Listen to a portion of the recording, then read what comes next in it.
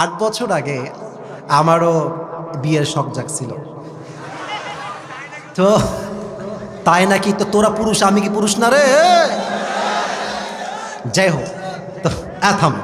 তো আমি, আমার আব্বা একটা মাদ্রাসার প্রিন্সিপাল, একটা বড় মাদ্রাসার আমার আব্বার প্রিন্সিপাল।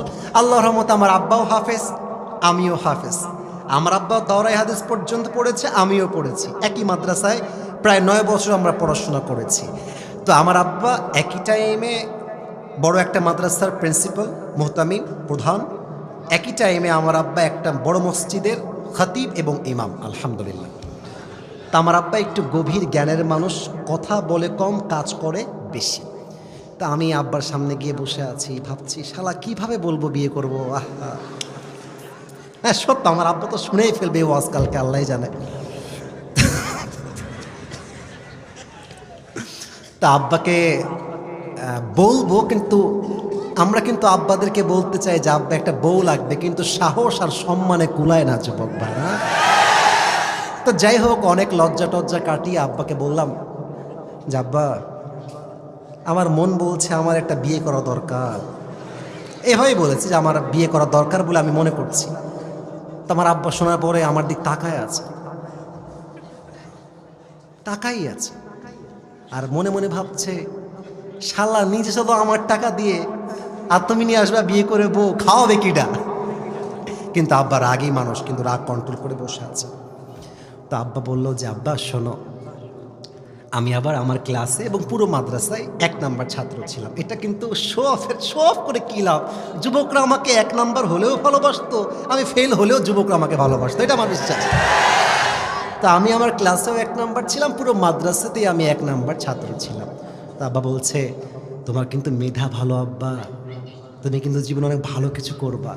তো তুমি যদি এখন বিয়ে করো, তুমি তো মেয়ে মানুষের বাহিরের রূপ দেখেছো, ভেতরের রূপটা তুমি দেখো নাই আব্বা, একটু অপেক্ষা করো। কারণ কি জানেন, মেয়েদের মন হচ্ছে আকাশের মতো। আজকে ঝড়, কালকে বৃষ্টি, তারপরে মেঘ, তারপরে রোদ। আজকে বলবে তোমাকে ছাড়া কাউকে ভালো লাগে, হ্যাঁ তোমাকে ছাড়া কাউকে বিয়ে করতে পারবো না জান। তারপরের দিন একটা বেটার অপশন পেয়ে গেলে তোমাকে গুল্লি করে টাকাওয়ালা যুবকের সঙ্গে বিয়ের পিড়িতে বসে যাবে। মেয়েদের মন পাল্টাইতে সময় লাগে না ভাইজান। মেয়েদের উপরে এক, ভেতরে কিন্তু আর এক। উপরে বলবে তোমাকে ছাড়া কেউ ভালো লাগে না, তুমি ছাড়া কেউ নাই।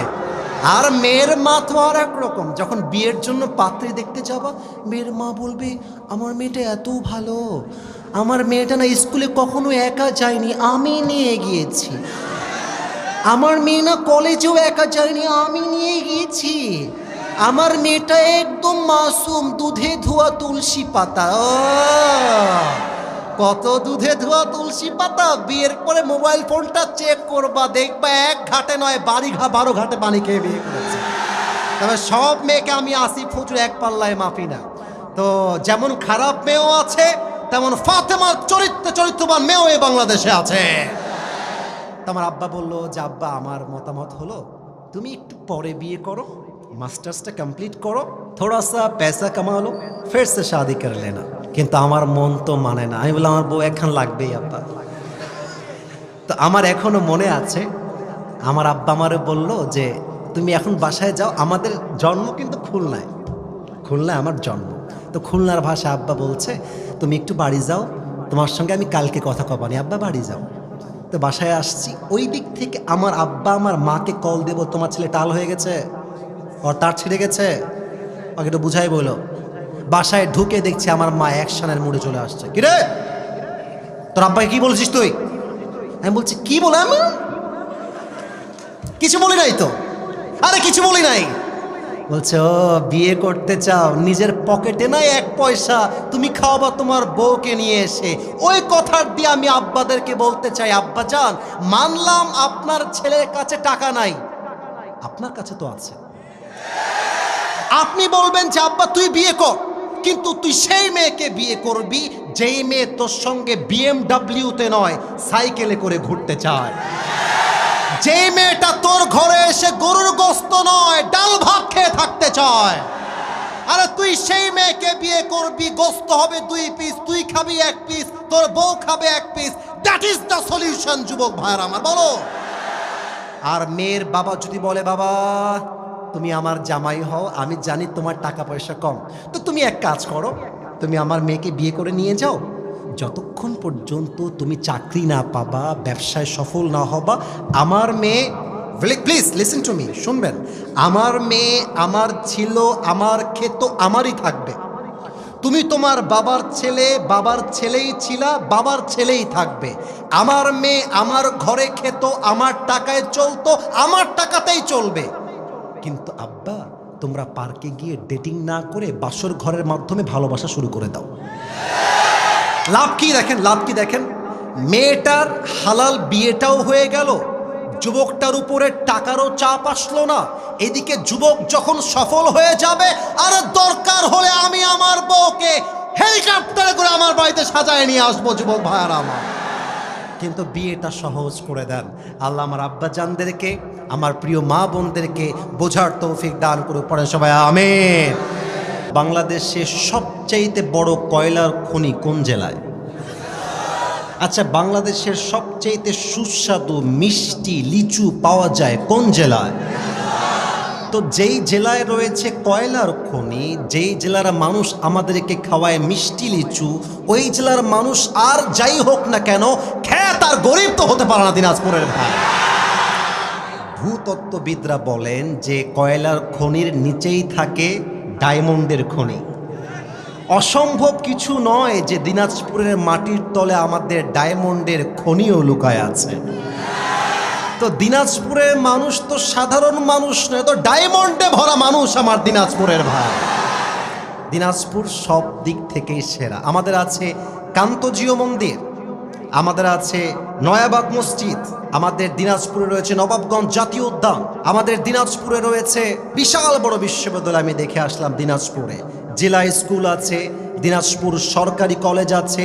আমাদের দিনাজপুর তো কোনো দিক থেকে কম নয়। ইভেন পুরো বাংলাদেশ থেকে যেই জেলাতে মানুষ বেশি পিকনিক করতে আসে, তার নাম দিনাজপুর স্বপ্নপুরী আমার যুবক ভাই। আর আপনারা তো ভাই রাজাবাড়ির মানুষ, দিনাজপুরে রাজবাড়ি আছে, আমাদের ব্যাপারটাই আলাদা। আচ্ছা, আপনারা কি জানেন দিনাজপুর মানে কি? দিনাজ হচ্ছে ফার্সি শব্দ, দিনাজ মানে হচ্ছে সম্পত্তি, আর পুর মানে হচ্ছে শহর, সম্পত্তির শহর। যেহেতু দিনাজপুরে কয়লার খনি আছে, যেই কয়লার খনি দিয়ে বিদ্যুৎ সাপ্লাই হয়, দিনাজপুরের মতো দামি শহর তো আর কিছুই হতে পারে না, ঠিক না? আরেক জায়গায় আসছে, দিনাজ হচ্ছে একজন বাদশার নাম, আর পুর মানে শহর। দিনাজের শহর, উনি একজন নামকরা রাজা ছিলেন, আমরা রাজা পরিবারের সন্তান। অতএব কথা যখন বলবেন বিড়ালের মতো ম্যান ম্যান করে নয়, বাঘের মতো গর্জন দিয়ে কথা বলতে হবে। তো দিনাজপুরকে ছোট করার কোনো মানেই হয় না। তবে কিছু লোক বলে দিনাজপুর হচ্ছে রংপুরের একটা জেলা, এরা হচ্ছে সব মফিজের দল। তা আমি বলেছি মফিজ মানে দুলা ভাই, তুই যদি আমাকে তোর দুলা ভাই বানাস, তোর বোনের জামাই বানাস, আমার তো কোনো আপত্তি নাই যুবক ভাই। মফিজ মানে দুলা ভাই, আমাদের কোনো অবজেকশন নাই। এবং মাথায় রাখবা, এই মফিজরা বেঁচে না থাকলে দেশটা সেকেন্ড টাইম স্বাধীন হইতে পারতো না। আরে রংপুর বিভাগের মফিজ আবু সাইদ বুকের তাজা রক্ত দিয়ে প্রমাণ করেছে রংপুরবাসী কাপুরুষের সন্তান নয়, সব বীর পুরুষের সন্তানেরা। আল্লাহ তুমি দিনাজপুরের মাটিকে কবুল করে নিয়ে পড়েন সবাই আমিন।